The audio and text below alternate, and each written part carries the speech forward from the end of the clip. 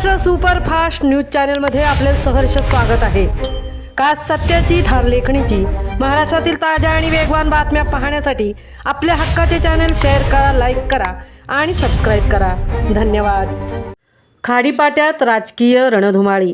राष्ट्रवादी, शिवसेना, उद्धव बाळासाहेब ठाकरे पक्षाच्या उमेदवारांचे उमेदवारी अर्ज दाखल।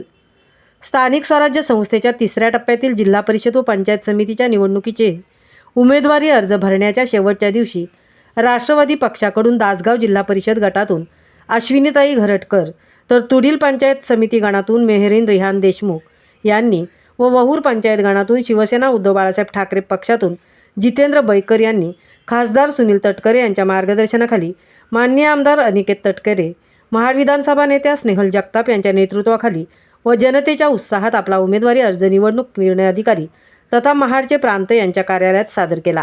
जिल्हा परिषद व पंचायत समितीच्या निवडणुकीच्या उमेदवारी अर्ज भरण्याच्या शेवटच्या दिवशी कॅप्टन बंगला जगताप निवास येथे एकत्र येऊन महाड तहसील कार्यालयापर्यंत कार्यकर्त्यांचा जल्लोष पाहायला मिळत होता।